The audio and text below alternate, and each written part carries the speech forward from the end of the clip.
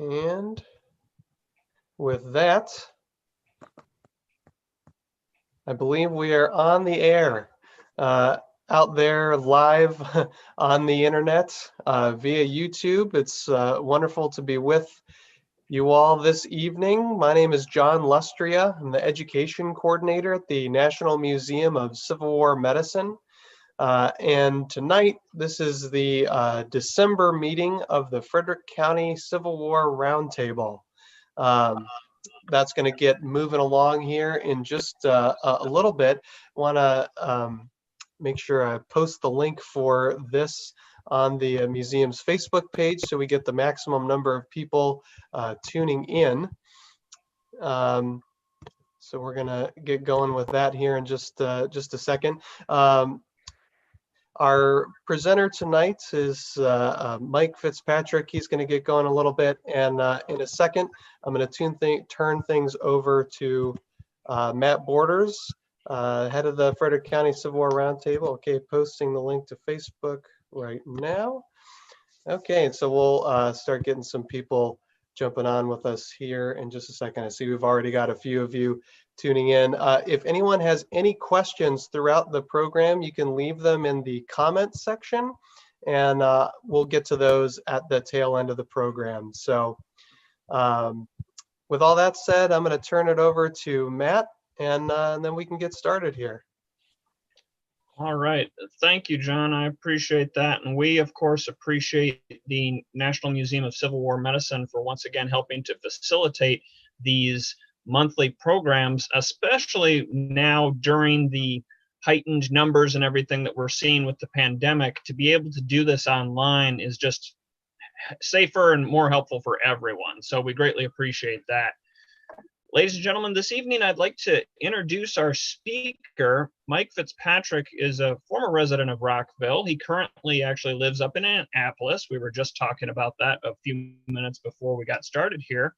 But he is going to be speaking tonight about the Battle of Rockville, the July 13th, 1864 engagement. So this is immediately following the run at Washington that we see occur with Monocacy, and then of course the fighting around Fort Stevens outside of Washington, D.C. So this will be on the retreat from that as Confederate forces are moving back towards the Potomac River, eventually heading down towards the, excuse me, towards the crossings there on the Potomac to get back to Virginia.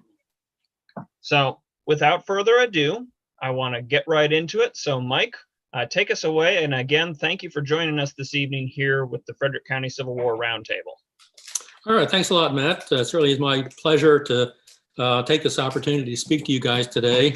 And I assume everybody out there in the electronic world here has seen my bio on your newsletter or whatever. So I won't take a whole lot of time, talking about me. I'm really here to talk to you about that July 13, 1864 Battle of Rockville. And logistically, I've got a lot of slides I'm going to cover here. So I'm going to go through them, pretty quick. Well, let's see, my screen is not changing. All right, let's see what's the problem. I can't flip to the next screen here. There we go. Okay, so located in downtown Rockville, we've got this historic marker. And curiously, there's no mention of the fierce firefight that took place here on July 13 of 1864. And instead, the sign makes it sound as if Jubal Early passed through the city while on an uneventful summer holiday. Now, I've created this map here to help orient everybody to the layout of 1864 and its relationship to the roads of today. The modern highways that did not exist in 1864 are superimposed in pink. Now, the landmarks are marked. BH is the Bell Dawson House, now the home to the Montgomery County Historical Society. MH is the location of the Montgomery House Hotel. CH is the courthouse, although it was an earlier version than what exists today. And finally, the cross over on the right-hand side marks the spot of St. Mary's Catholic Church. This is a close-up look at the downtown area as it existed in 1864. And note the wide triangular area in the road between the Montgomery House Hotel and the courthouse in the center of town. At the top left, we've got the Montgomery House Hotel. And the next photo to the right is taken from in front of the Montgomery House Hotel, looking east along Montgomery Avenue, which was at that time the main thoroughfare through town before the street was cut off and redirected by urban renewal in the 1960s. Just to the left of the center of the street in the photo is the town's hay scale, and that's located in that wide portion of that triangle in the center of town. The last photo is the courthouse as it existed in 1864. Now, we all know Maryland was a border slave state that remained in the Union, but its citizens were divided in loyalties. Some of them sided with the North, others with the South.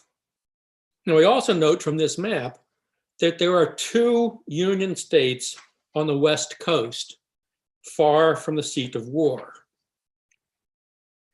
In the fall of 1862, the initial flush of patriotism had faded, and the volunteer enlistments to the North had kind of fallen off. So the states resorted to a combination of the draft and enlistment bounties to meet their quota of troops as determined by the federal government. The New England states, being a small and loose group of states, often competed with each other for the same pool of men to fill their ranks. Meanwhile, far-off West Coast states had no quota because of the impracticality of supplying men to the Army in the East. Yet there were patriotic men in the West who were willing to fight for their country. However, those who enlisted in the West mostly ended up fighting Indians in California or the Arizona Territory.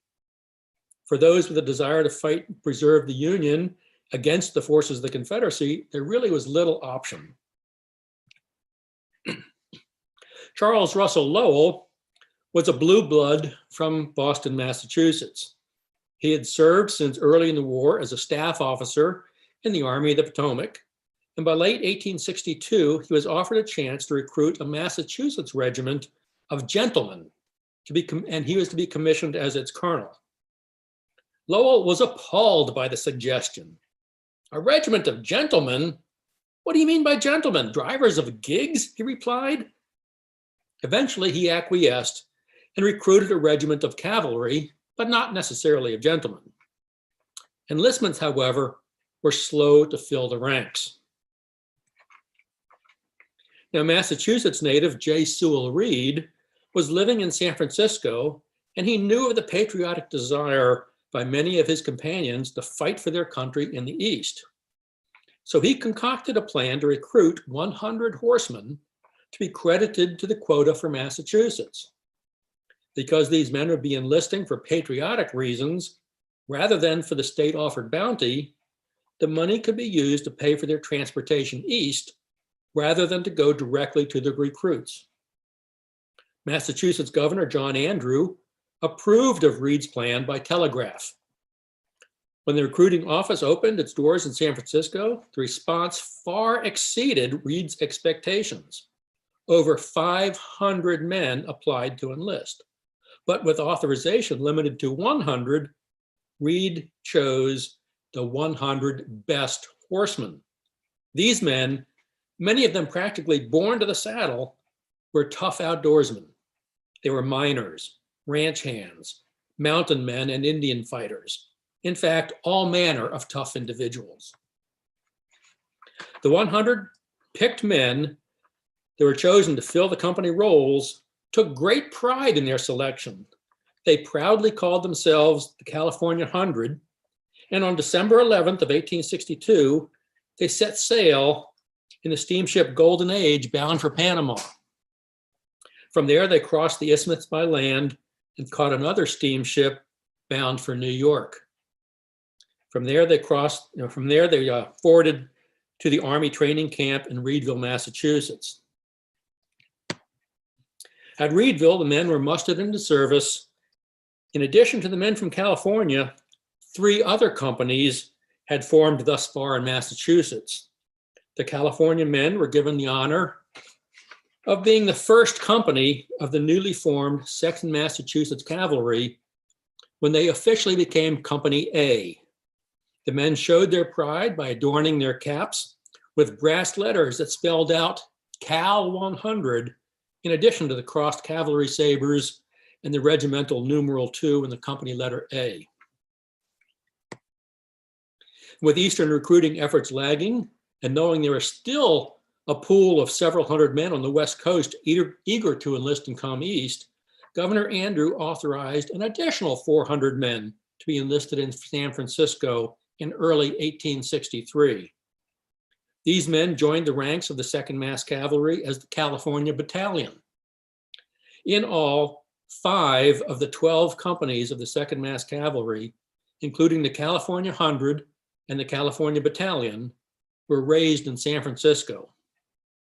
These 500 men were the only organized group of Californians to serve in the East during the Civil War. Colonel Lowell's regiment was a curious amalgam of seemingly incompatible opposites that mixed as well as oil and water. The rugged Californians chafed at being put in a regiment with Boston shopkeepers who could barely ride a horse. On the other hand, the New England boys felt that the Westerners were stuck up, ill-mannered, and quarrelsome. It would be Colonel Lowell's job to knit his troops into a cohesive unit. One way he did this was to mix the California and Massachusetts companies into 3 battalions of 4 companies each, rather than keep all the 5 California companies together as a separate battalion.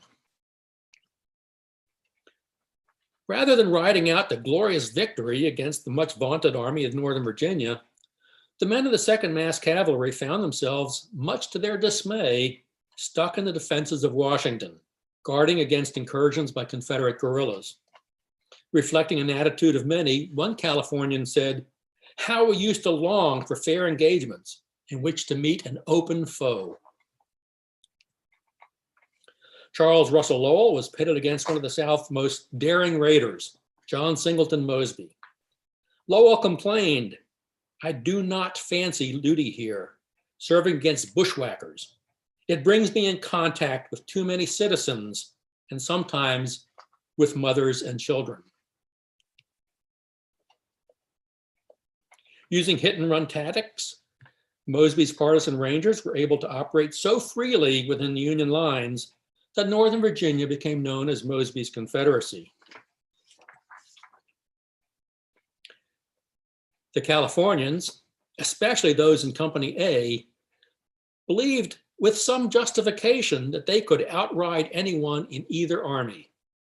Rather than waiting until after a guerrilla raid and then giving chase, only to discover that the enemy had melted into the countryside, they lobbied Lowell to allow them to take the fight to the guerrillas and fight Indian style. But Lowell held them back, leaving the frustrated Californians to feel hobbled in their abilities. In spite of the constraints put on them by their superior officers, the Californians received some level of satisfaction when Mosby openly stated that he considered the Californians to be his most formidable foes.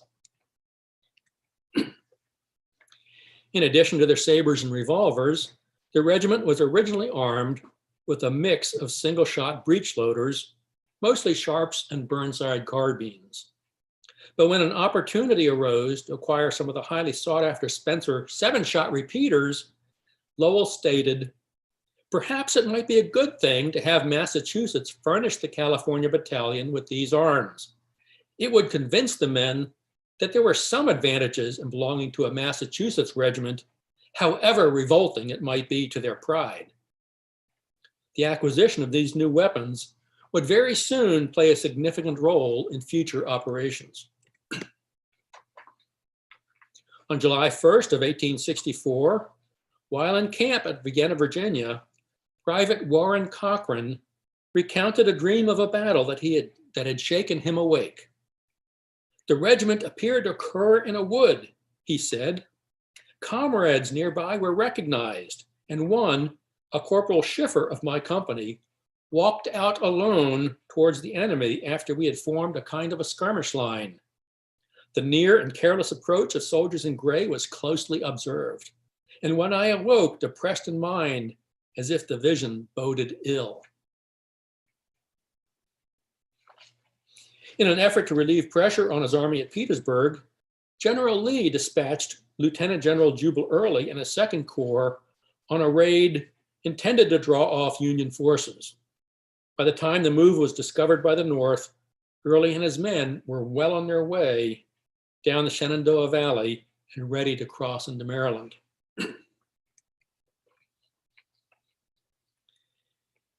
As the rebels crossed the Potomac near Hagerstown and turned east, panic gripped the citizens of Washington and Baltimore.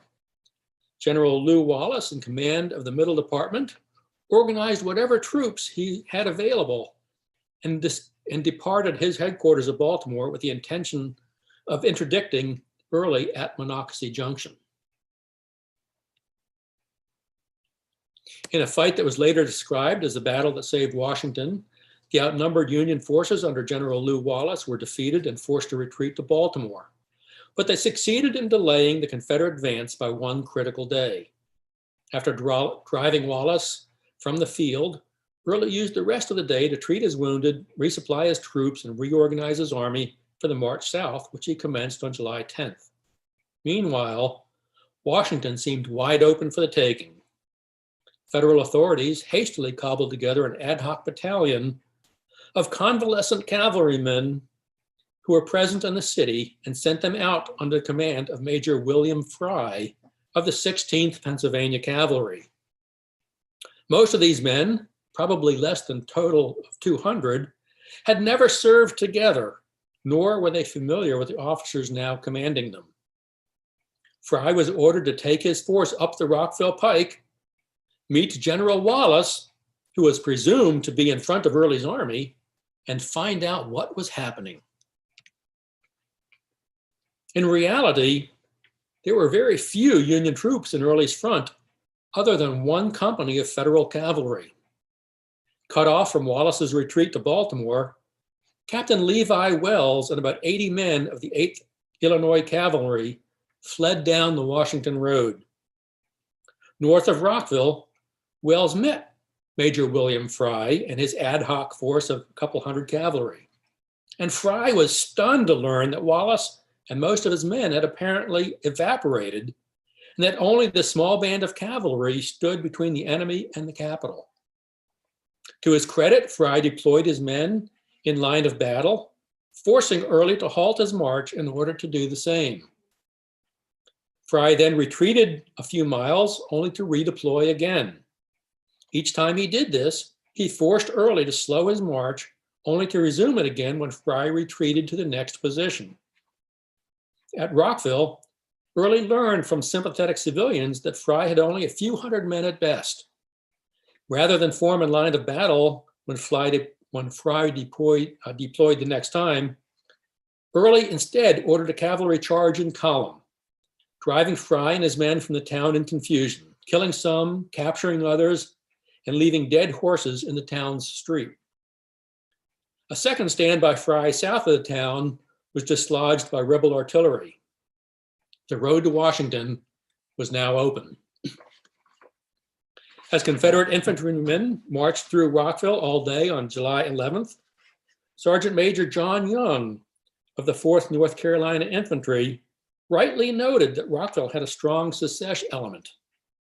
Feeling good about his chances, Early dined at the Montgomery House in Rockville, while excited locals cheered and feted his soldiers. Townspeople who remained loyal to the Union wisely stayed out of sight. At the same time that Major Fry was heading up Rockville Pike looking for Wallace, Colonel Lowell received orders to march his regiment from its camp at Falls Church, Virginia, to Tenleytown in the northern defenses of Washington. Part of his regiment was absent, however, having been detached earlier and stationed across Potomac farther north in Maryland. Thus, Lowell only had 2 of his 3 battalions available. Convalescents and clerks throughout the city were also being hustled into the city's defenses in order to man the works. By the time Lowell's troopers got there, the advanced troops of Confederates were just making their appearance. On our way toward the sound of the heavy cannonade, wrote Warren Cochran, our minds were not too well assured as to the result, for we knew that the forts had been considerably impoverished on men in order to strengthen General Grant's army, and that there was quite a strong disloyal element in the city. Thankfully, however, reinforcements from Grant's army at Petersburg were also just arriving at the 7th Street Wharf and hurrying towards the city's line of forts. At Tenleytown, Captain Levi Wells' troopers in the 8th Illinois and the various convalescent cavalrymen under Major Fry of the 16th Pennsylvania were added to Lowell's command, bringing his total of mounted troopers up to about 800 men. At Fort Stevens, serious fighting ensued all day on the 12th. Here, the 2nd Mass Cavalry was engaged in dismounted skirmishing in front of the fort, and Lowell lost 2 men killed and several wounded. All day on the 12th, battle-hardened veterans of the 6th Corps, coming from Petersburg, kept arriving in Washington as reinforcements and marched immediately out to Fort Stevens and the other defenses of the city. This caused Jubal Early to reconsider his chances of taking Washington. General Early wisely decided to abandon his plans to capture the city. After dark on July 12th, the Confederates began to pull back quietly from Washington, and by midnight, they were in full retreat. At dawn on July 13th, the Yankee defenders could not see a single hostile Confederate in front of them. The rebel army had vanished. Lowell's 8 companies of the 2nd Mass Cavalry and the provisional force under Fry that was attached to him were the only cavalry present in the city of Washington. At dawn, they were sent to search for the rebels and determine which route they had taken. At first, they met little resistance other than a few stragglers. But while probing up the Rockville Road, they discovered that the rebel rear guard had just recently vacated its post at Bethesda Church. At about 9:15 a.m., the Union cavalry discovered the Confederate rear guard located about 4 miles south of Rockville. Skirmishing commenced between the rebel rear guard and the Yankee cavalry. Each time the rebels pulled back, Lowell's cavalry aggressively followed them. All along, the Union cavalry were picking up Confederate stragglers. Several Confederate prisoners complained that they had been run to death by forced marches. Others said that they would have captured Washington if the Federals had not been throwing flour barrels at them. And this was in reference to the 100-pound shells fired by some of the heavy siege guns in the Washington forts.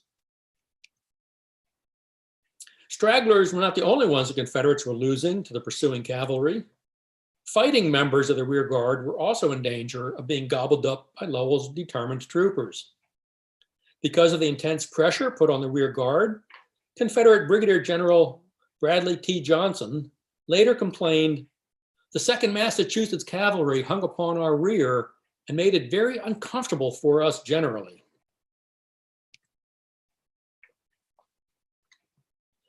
By 10 a.m., Lowell's cavalry was just south of Rockville on the Rockville Pike, and he learned that he was squarely on the left flank of the retreating rebel army, the bulk of which was marching up the Washington Road, what we now call Veers Mill Road, coming out of Silver Spring. Lowell realized that if he could just punch through the rebel cavalry screening him, he could strike the Confederates in mid-column. But with no more than 800 men, he had no desire to challenge an entire army of over 10,000. Knowing Early and his men would soon be over the Potomac, at 10:15, he dispatched a report back to Washington's Union commanders stating, "Any serious attempt then with infantry must, I think, be made soon." After 3 more hours, The tail of the rebel army had passed through Rockville, but no Federal infantry came. Meanwhile, General Early once again dined at the Montgomery House in Rockville. The somber mood was much different than the upbeat atmosphere he experienced this same venue just 2 days before. This time, in spite of his failure to take Washington, he had to content himself with, as he put it, "We scared Abe Lincoln like hell."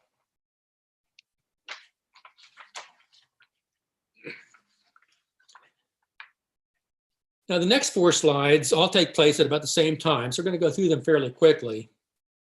Shortly after 2 p.m., the Confederates evacuated Rockville. Their rear guard was established just west of town along Watts Branch, and this is near the present junction of where I-270 crosses Route 28. This force was under the command of William Lothar Jackson, a second cousin to the more famous Stonewall Jackson, but who had earned the somewhat less heroic nickname Mudwall. Behind the rear guard, the Darnestown Road formed an S-curve that bent out of sight. As the Confederates left Rockville, Lowell brought his troopers forward. He left Major Fry and his composite force in reserve on the high ground by St. Mary's Church near the triple junction of the Baltimore, Washington, and Georgetown roads.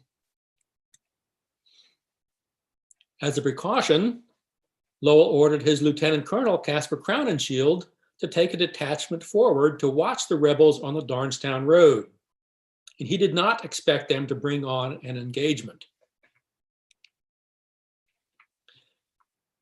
Certain that the Confederates had left Rockville, Lowell moved the remainder of the 2nd Mass Cavalry into town and halted them in formation along Montgomery Avenue in the center of town. And leaving the men mounted, Lowell and several staff officers dismounted and entered the Montgomery House, where Lowell sat down to write a report to Washington. Flush with their success against the Confederate rear guard earlier in the day, the Federal horsemen under Crowninshield were eager to gobble up some more prisoners. But unknown to Lowell and his troopers, Jubal Early was much more annoyed with the Federal cavalry than they had realized. With his army spread out along the Darnestown Road and conscious that the Yankee cavalry had taken Rockville, Early was furious that his rear guard had let the Bluecoats approach so close. To relieve this pressure on his rear, he ordered Brigadier General Bradley T. Johnson to take his Maryland troops and drive the Yankees out of Rockville and reoccupy the town. The Yankees, under Crowninshield, still unaware that Bradley Johnson had been ordered to drive them back, could only see Mudwall Jackson's troops positioned along Watts Branch. And sensing another easy victory against the rear guard, they charged. Just as Crownshield's men were about to strike Jackson's rear guard troops, Johnson's Maryland line came galloping unexpectedly around a blind bend in the road. And this photograph is a view of that road today. Of course, it didn't look anything like this back in 1864, but you can see the curve in the road at the far distance where the troops would have suddenly appeared as it came around the bend. The surprised Yankees managed to get off just one volley against Jackson's men before Johnson's numerically superior cavalry troops were upon them. The two forces met head-on, both charging directly into each other, and in less time than it takes to tell it, the Yankees' charge was blunted and turned back in confusion. Overwhelmed by numbers, Crownshield's men had to make a complete U-turn at full speed, while the rebels' momentum was unchecked. And as a consequence, the opposing forces soon became completely intermingled in the race back to Rockville. And the Yankees' 7-shot Spencers were no good in close quarters and at full gallop. Hiram Corliss of Company K was shot in the shoulder, then knocked from his horse with a rifle butt to the head, breaking 3 ribs as he landed on a post.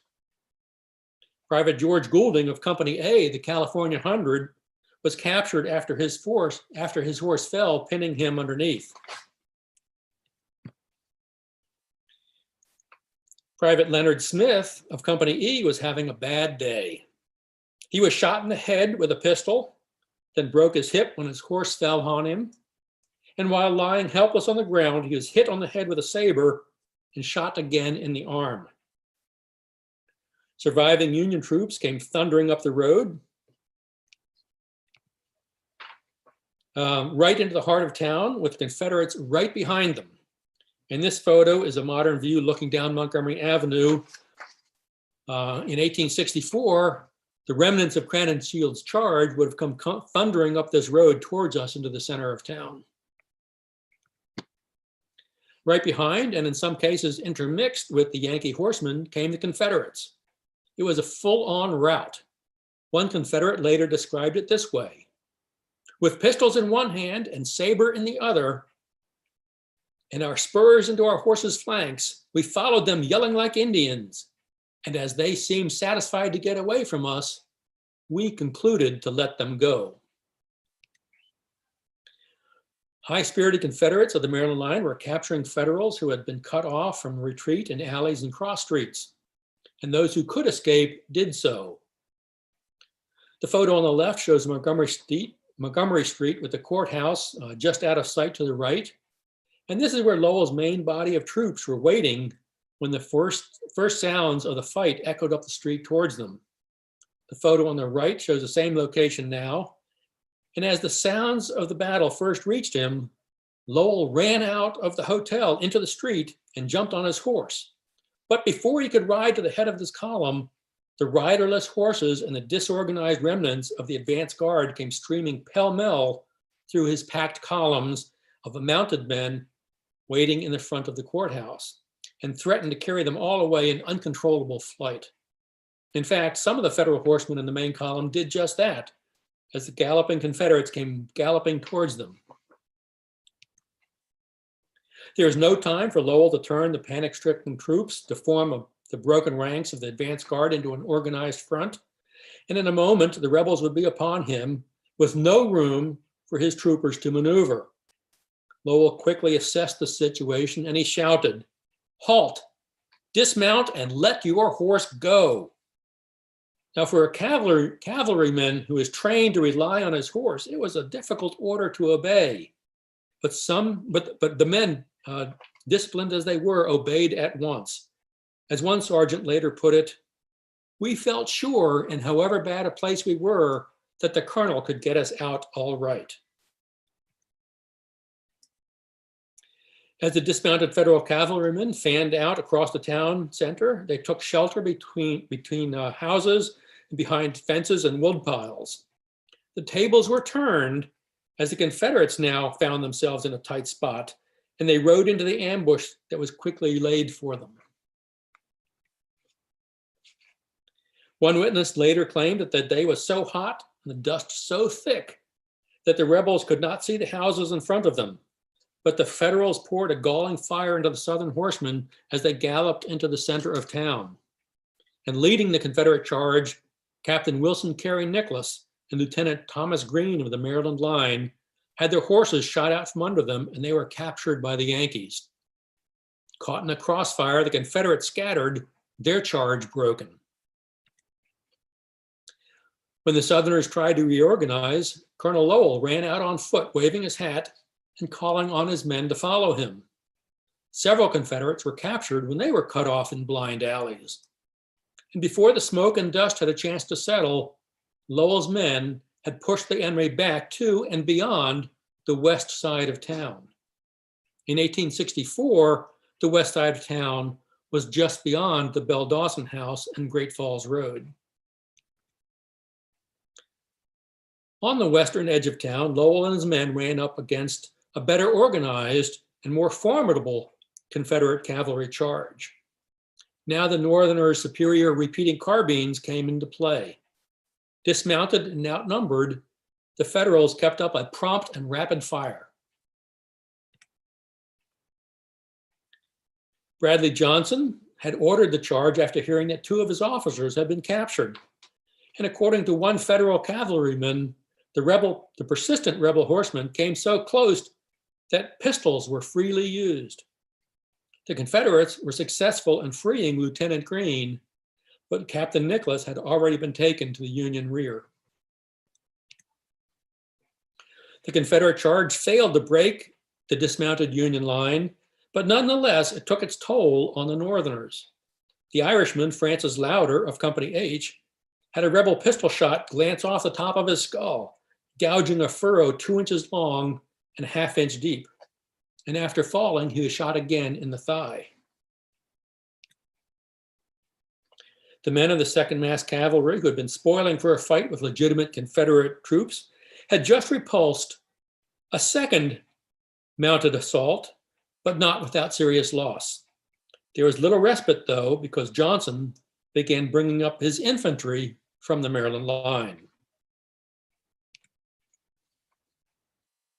While forming a defensive line in a wood, Private Cochran watched as Corporal Schiffer walked out alone, nearly in the direction of the enemy, and disappeared from view.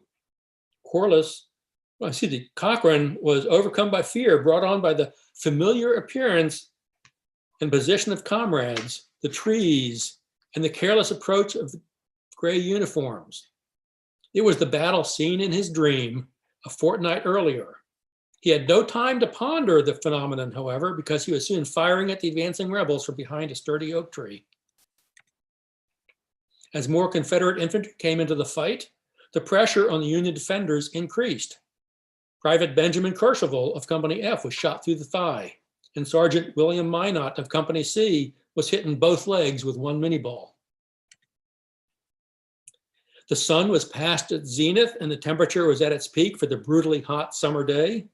And seeing that the advancing gray lines threatened to envelope his line of dismounted troopers, Colonel Lowell ordered a fighting withdrawal. The Federals fell back through town slowly, firing as they went. In the seesaw action in the streets of Rockville, soldiers on both sides were frequently cut off from their comrades. Private Warren Cochran ran across an open block amid a withering shower of shot and hid in a garden to escape. He was later captured, however, when he was driven out of his hiding by the heat, dust, and thirst. Others who found dejection and humiliation as prisoners were Californian William Anthony and New Englander John Keneally, who were cut off and surrounded. Private James Hill, a Californian in Company F, dodged through a small grove of trees, firing at the rebels at every opportunity. Turning towards the enemy to take a shot, he later said, "I felt a stinging sensation in the breast." The bullet, in fact, passed completely through his body, just missing his heart. But in excitement, he did not yet realize he was hit. Looking around and seeing no friendly troops, Hill fled in earnest toward the safety of a nearby brick house. Additional bullets smacked into the fence posts and the ground around him as he fumbled with the gate. He finally managed to open the gate and stumbled into the yard, but he collapsed on his face before reaching safety. Margaret Bell, one of the two spinster sisters living in the house, rushed outside, exposing herself to Confederate fire, and pulled the wounded James Hill into the safety of her home, where she dressed his wounds. Meanwhile, Lowell and his battered command fell back on the reserve unit under Major Fry, waiting on the high ground near St. Mary's Church. Fry's men were already opening fire on the Confederates before Lowell and his men rallied there. As the men of the 2nd Mass Cavalry joined forces with Fry's convalescents and a few troopers of the 8th Illinois Cavalry, Lowell organized a defensive line near the church. The Confederates had by this time learned to respect the rapid fire of the Federal repeating carbines. So rather than attempt a head-on assault, Johnson tried to turn the Union left by leading a flanking attack around the south side of the town. Most of Lowell's men were on foot and exhausted from fighting for over an hour. So Fry's provisional troops rode out to meet the threat. In the resulting hand-to-hand melee, 2 Yankees momentarily took Johnson prisoner, but a dozen irate Confederates saw the plight of their general and came to his rescue. Although the rebel flanking maneuver was unsuccessful, Lowell wisely decided to pull back yet again. Slowly, as the Southerners pushed the Federal South on the Georgetown Road, neither Lowell's Californians nor the stubborn Fry would break. About 2 miles south of town, near present-day Twinbrook or Montrose Parkways, the Yankees dug in their heels and refused to be pushed any farther. Leaving about 30 men as a rear guard to hold Rockville until dark, Johnson broke off the engagement with the Federals and rejoined Early's army on the march. For their part, the Yankees were in no position to renew the chase immediately. They needed the remainder of the day to regroup, bring up fresh ammunition, round up their scattered horses, and allow stragglers to rejoin their command.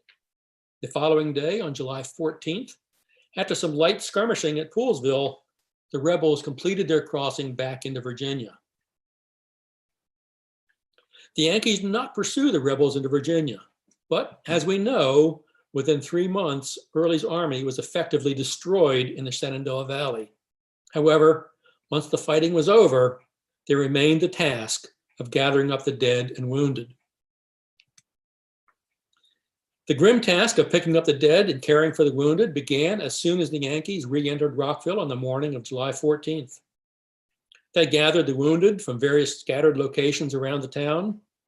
Minot, Corliss, Courchevel, and Louder were taken to the county courthouse in the center of town, where they stayed for a day or two before being sent to Army hospitals in Washington.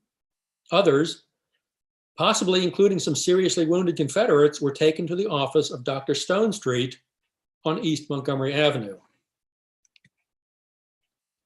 Private James Hill survived his chest wound.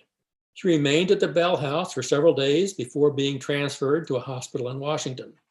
And some 30 years later, he returned to Rockville to visit with the woman who had saved his life. But perhaps the most surprising of all was Leonard Smith, who, after being left for dead, was found still clinging to life the next day. He too survived, but he carried the pistol bullet in his head for the rest of his life. He walked with a limp from his broken hip and was scarred by both bullet and saber. In the end, the Confederates lost 1 captain and 37 men captured. The number of Confederate killed and wounded is unknown.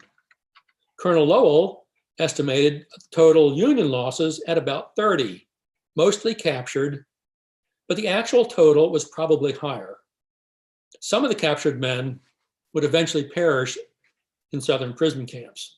The California troopers of the 2nd Mass Cavalry had gotten their wish. They earned a reputation for toughness. They had tested their mettle in a fight against the full might of a Confederate army in which they had stubbornly held their own against vastly superior numbers. More than that, though, the odd mix of men from Massachusetts and California had learned to rely on each other and work as a team. At the end of the war, their regimental standard proudly bore the name of Rockville among its list of battles fought. And with that, I conclude the presentation, and we'll open it up to questions that we have. Okay, let me check the comments here. Not so much a question as a comment from Gary Dyson, kind of concurring with your sentiment about the 8th Illinois when they came up, saying how the 8th Illinois added to the dead on Confederate Row at Mount Olivet Cemetery, which is in Frederick. 8th Illinois, of course, very famous, 8th Illinois Cavalry, very famous Civil War cavalry units. No questions that I can see in the comments. Now's the time to ask if you have them. Matt, do you have a question? I do, Mike. First off, thank you for the presentation. That was fantastic. All right, thanks. I've done a lot of research and work with the Monocacy campaign and the days immediately following. So it was great to really get down into those details of the Rockville fight, because I hadn't honestly gotten into those cavalry clashes nearly as much. So thank you for that. You'd mentioned earlier that you actually had found a relative that was with the 2nd Massachusetts. Could you tell us a little bit about him? His name was William Henry Harrison Hussey. And actually, one of the pictures I had in the presentation was of him. Okay. But he was born in Ohio in 1840. His family moved to Iowa in about 1850 when he was 18. So in 1858, he decided to strike out on his own. He went from Iowa to New York, where he caught a boat down around South America and back up to San Francisco. So he took the long way, route to get to California, arriving there, as I said, in 1858, which is long after the gold rush, but there's still gold mining activity and other stuff going on. And he and a couple of partners went up in the Sierra Mountains to try their luck without any luck, apparently. They didn't find any gold. They got trapped in a snow blizzard, survived by eating their dog, and eventually worked their way back out of the mountains. And he was working on a ranch when the Civil War broke out, and when J. Sewell Reed got that opportunity to enlist 100 horsemen, he was one of those 100 who was selected for Company A, the California 100. He was, in fact, the first sergeant of Company A at the time of the Rockville fight. He was later promoted to second lieutenant and given command of Company C. Was seriously wounded in the shoulder at the Battle of Cedar Creek. Spent several months recuperating and rejoined the command at Appomattox in time for the surrender. And incidentally, if you mentioned you included a picture of him in the presentation. If you want to go back and take a look at that, once we're done with the live stream, this video will continue to exist on the National Museum of Civil War Medicine YouTube channel. So you can go back and watch it again and find that picture and pause the video and get a better look at it. It's a great picture. He's standing, it's a full length shot.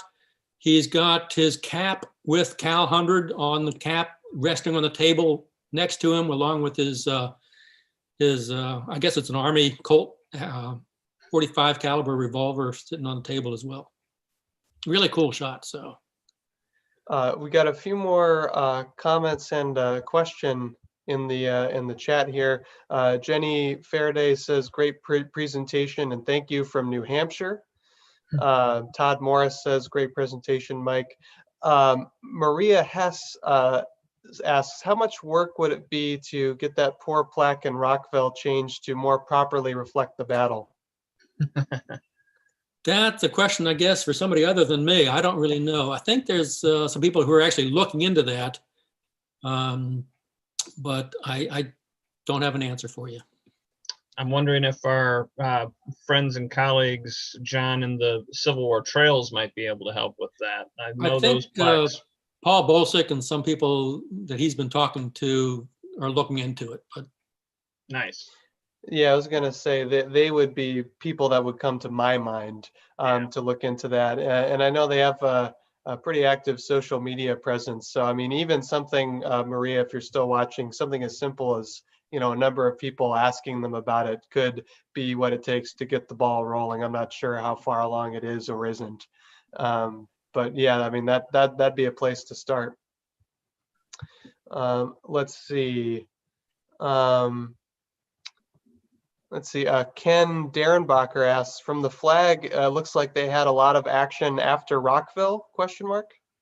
Yeah, they did actually. Hold on a minute, I'm gonna get myself a chance to look at the flag. The early actions on that flag were when they're mostly dealing with Mosby. So things like Aldie and things were Drainsville were against Mosby. Prior to that, Company A and the first three companies from Massachusetts were actually down around Yorktown in early 1863. So they fought it down there by South Anna Bridge. It's not the Peninsula Campaign, and it wasn't the 1864 Overland Campaign, but they did have some action down there. But everything after Rockville, so Berryville, Berryville Pike, Charlestown, Halltown, Appoquon, Winchester, Luray, Tom's Brook, Waynesboro, Cedar Creek, all that kind of stuff, they were actually taken out of the defenses of Rockville and attached to the Army of the Shenandoah under General Phil Sheridan. So they were participating in all that Valley Campaign stuff. And then eventually when Sheridan moved his army down to join Grant at Petersburg, of course, they came down there as well. And that's why they fought down there at Five Forks and Sailor's Creek, as I said, leading up to the Appomattox campaign. Todd Morris chimes in the comments that Gary Dyson can chip in for the new plaque. Ken also asks about your sources for the information on the Battle of Rockville. A variety of sources, and to be honest with you, I did this research more than 20 years ago. The magazine article that resulted from it was published in 1998. So it's been a long time since I did that research, and I had to stretch my memory some.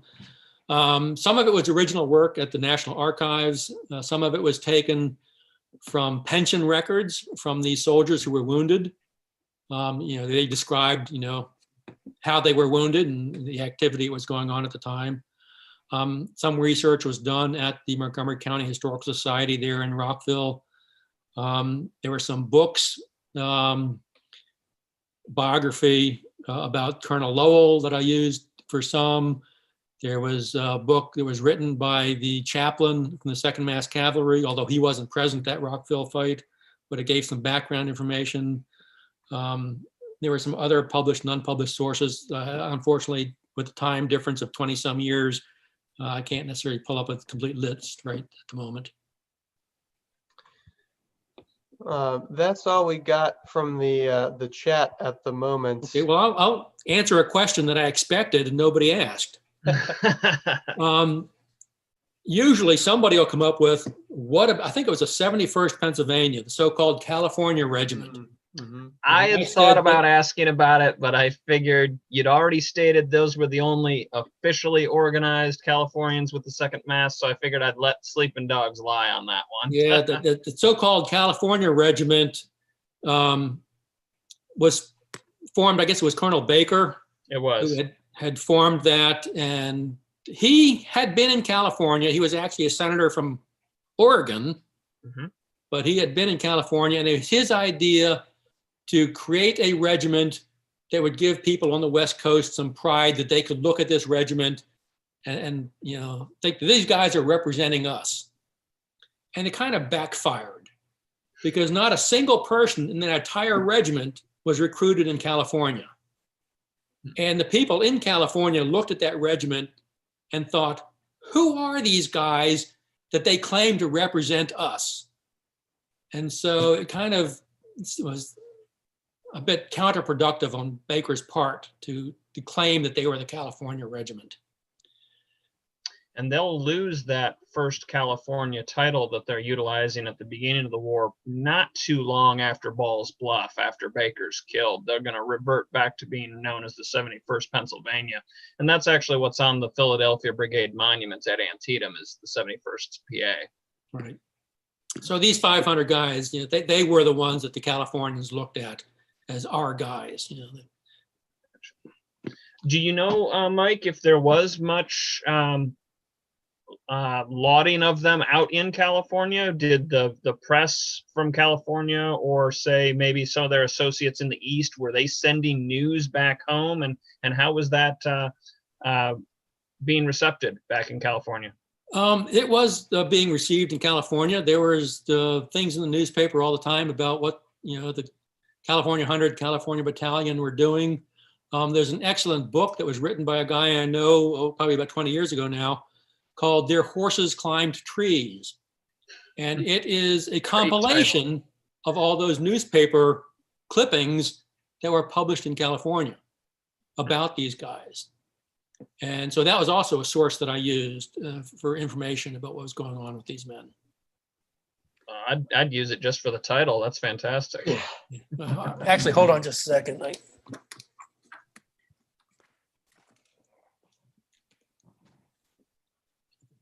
Oh, See it There there. it is. You got Yeah. got the distinctive hat there in the corner. Yeah, love it. fantastic. And again, it's basically just a compilation of clippings. You know, the guy is more of an editor than an author. You know, he's compiled these things. He's not really telling a story so much as just, you know, laying out all the stuff that he pulled together. Well, that's got its uses too. Yep. Another question from Gary in the comments. I thought I heard a mention of the Maryland line with Johnson at Rockville. Are you referring to the 2nd Maryland Cavalry or the 2nd Maryland Infantry? The Maryland line, as I understand it, under General Bradley T. Johnson, included both infantry and cavalry. It was kind of an amalgamated unit that had both types of troops in it. So that's what I'm saying. So early in that Rockville fight, Johnson's cavalry is charging the Yankees, doing that first assault on Rockville. Later, he then starts bringing up his infantry troops to try to drive the Yankees out of the town and do the flank attack. Got it. I think that's all from the chat right now. Excellent.